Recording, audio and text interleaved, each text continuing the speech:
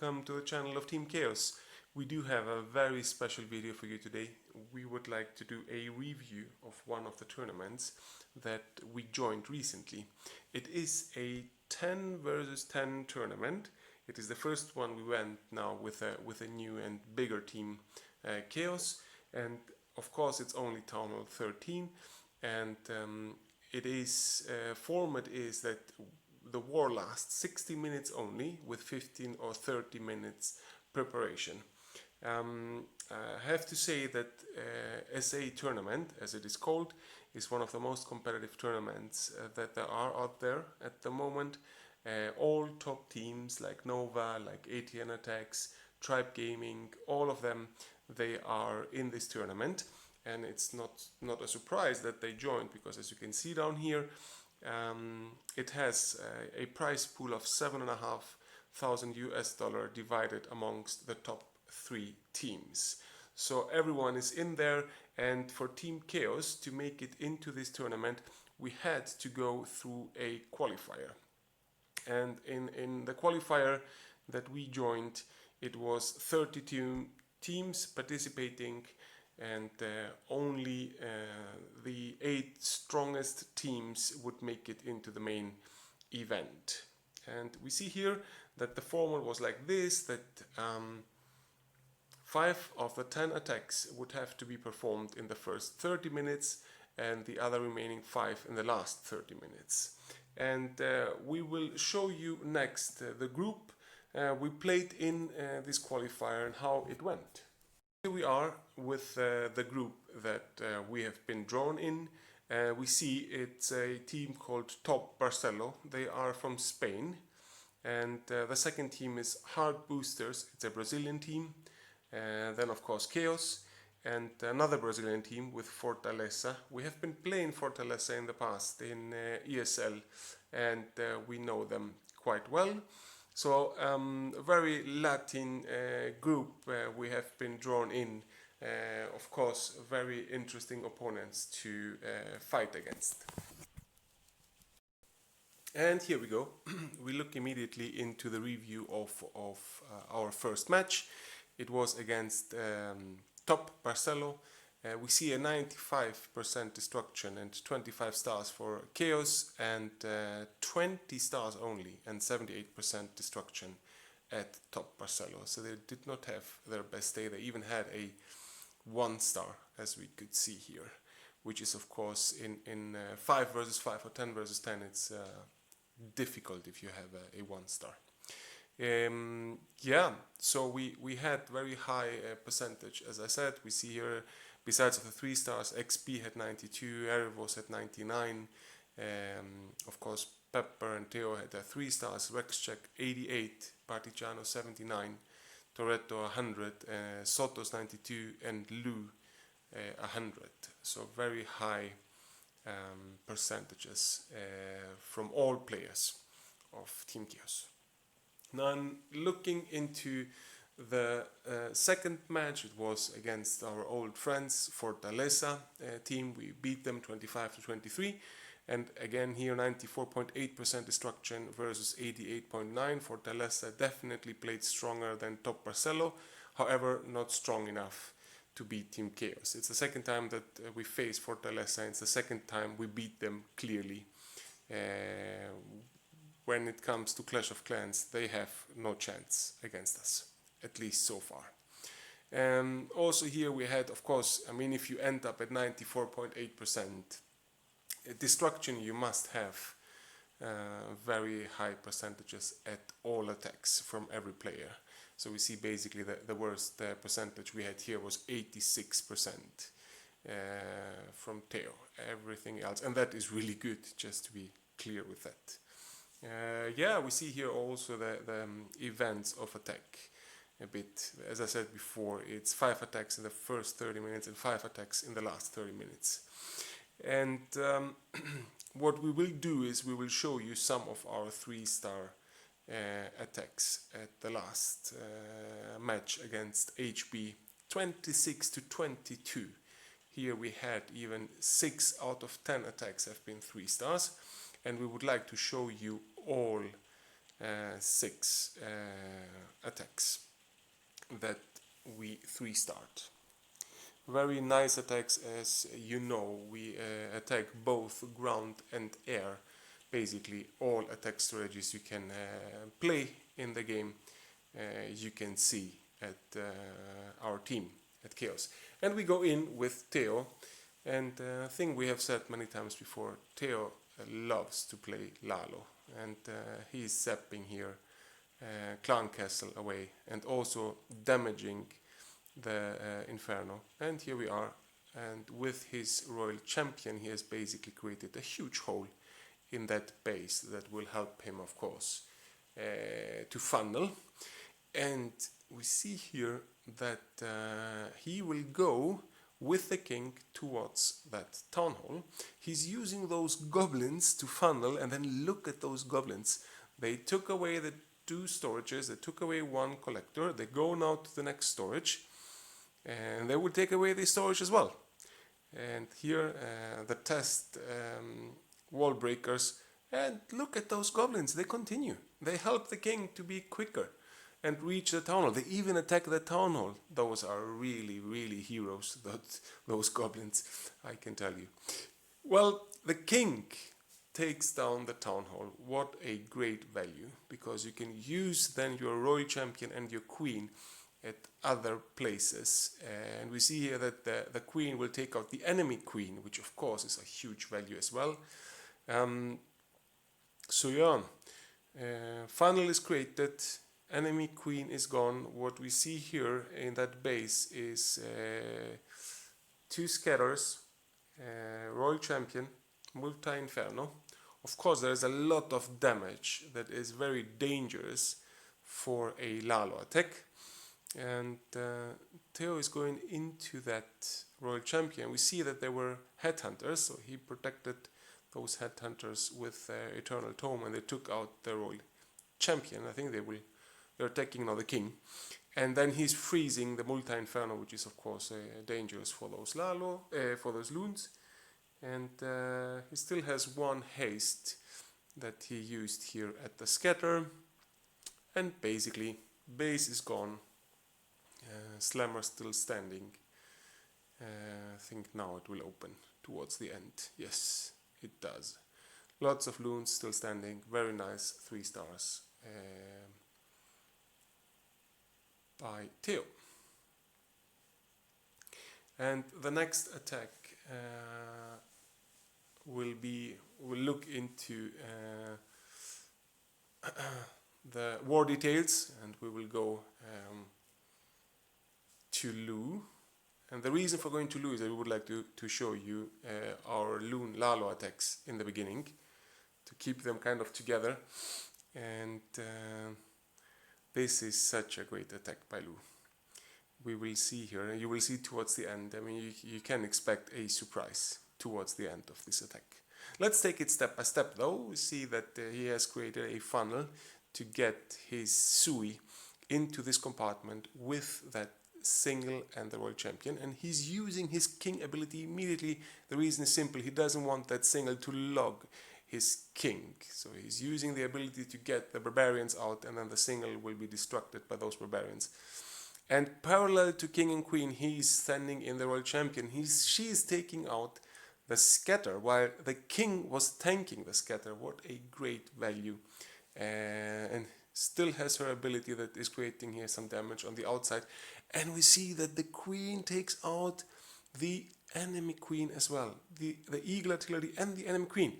So now we have taken out king, queen, Royal Champion, and look at his spells. He has 2 skelly spells, so he was actually planning them for the enemy queen. He did not expect that she would go down as well. So he was now in a position where his Sui was so strong that made 2 of his spells redundant, basically, the 2 skelly spells.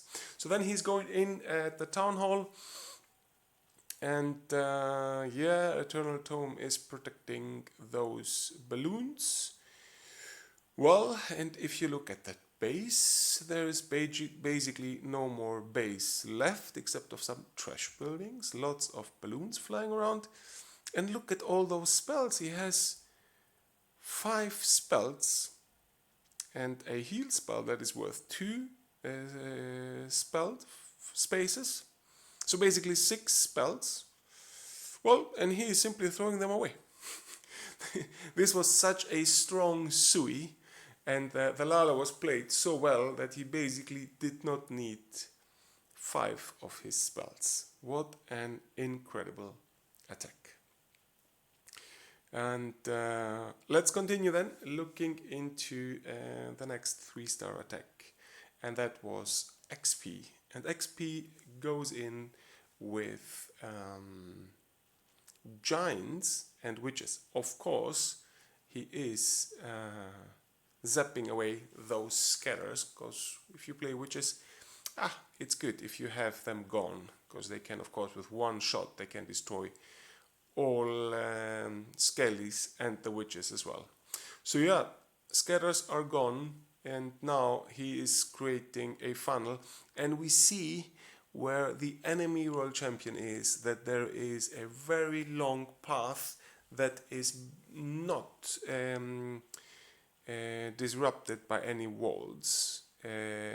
So he will send in his wall wrecker, and the wall wrecker basically will simply walk through that path. What a nice gesture by HB to open up such a nice path for XP to go through. Warden ability is protecting that wall wrecker. CC comes out, and the wall wrecker will almost go through that wall, however not fully manage to get through it, but the wall was destroyed very heavily, so the troops, they go in like nothing. It doesn't stop them, and well, that town hall is frozen because it can be quite dangerous, since it was not directly attacked at that moment, and those witches, they can go down easily. Yeah, town hall will go down, and then what's happening is that there are 2 single infernos, and of course this is why also XP chose to play witches here, because those single infernos, they are basically, they have no power against witches, because all those skellies, they can't, the single infernos are not quick enough to get them down. So well, base is gone basically. Look at those skellies, look what they will do to that single inferno. Whoop, it disappeared immediately. Incredible.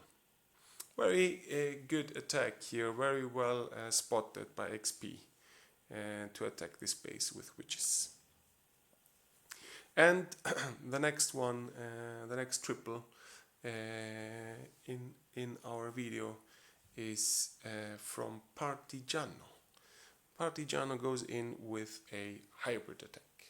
So we have had so far 2 Lalo attacks, 1 witch attack, mass witches, and now we go in with a hybrid. And the hybrid goes in, and also quite interesting that there is a multi-inferno at 12, because if you play hybrid, a multi-inferno usually is a bigger problem than a single inferno. And the good thing is that going in there with a queen, you take away that multi-inferno, and you can lure also the clan castle and take it out. Makes your life much easier for your hybrid. So yeah, here he is patient, he's waiting for the clan castle to go down, and then he starts immediately with that, creating a funnel so that the hybrid has a narrow path. As narrow as possible is what you want to do if you play a hybrid. Well, the majority of the attacks, I would say, when your main army goes in, the path should be as narrow as possible. Yeah, so narrow path plus path leading to a town hall. So the queen, she doesn't need to take it down, and she takes down the enemy queen. So she took out the clan castle, a multi, and the enemy queen. Because looking at this attack, you could say, whoa, he's going in with his hybrid into 2 scatters, and this eagle is hitting the hybrid for quite a while until it goes down.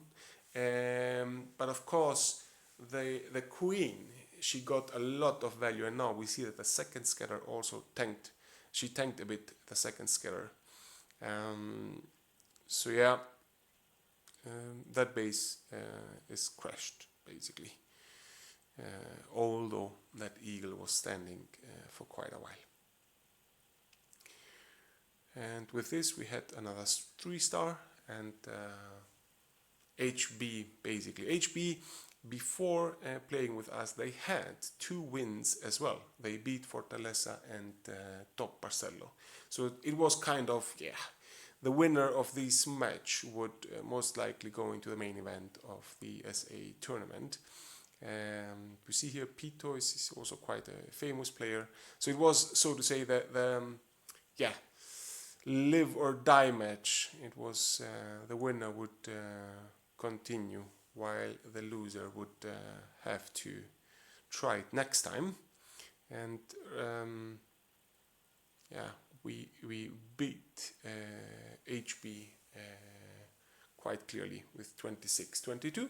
And Rexcheck going in this time with a Drekbat attack. We know that Rex can play basically everything with Drex, and we see here a very nice attacking with the bats, these scatter, so that the scatter do not create more damage to those dragons at the core, and those bats also take out the single inferno. Very, very nice attack. There are still some dragons left at the left part of it, and those bats are flying around. They are heroes, taking out everything. Of course, it's also quite convenient that the dragons were tanking a bit for them, but very nice triple by Rex, as he is used to do. Very well. And the next 3-star attack is by Sotos. Sotos GR going in with a hybrid, his favorite attack combination, attack strategy, hybrid, and he's luring out the Clan Castle immediately in the beginning of this attack. We see here that there are super minions in the Clan Castle. Usually when you see super minions you need to be careful. It is, especially now, in this case we have 3 super minions, 1 headhunter. If there is 2, for example, super minions and 2 headhunters, it can be wise to freeze the headhunters in the beginning and throw the poison to the super minions, because the poison will take them down as well, so they are slow.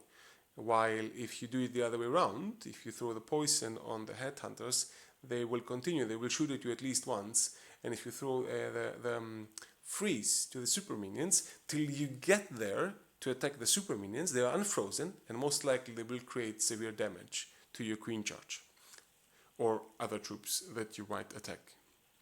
So it's wise to use the poison with the super minions.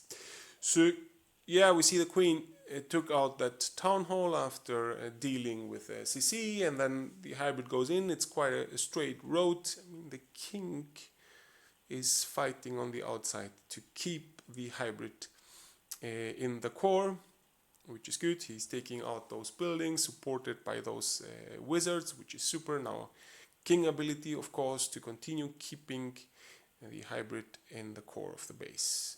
That is very, very important. Keep them together so all can benefit from those heal spells, or from the warden ability, or from the freeze now at the scatter. Of course, on the opposite, if everything is together and you don't freeze the scatter, then everything's gone, so you need to be careful. But of course, that's maybe also the difference then between top players like Sotos GR and maybe more like normal or average players, those kind of details. And the royal champion with her ability supported the hybrid, and very, very nice.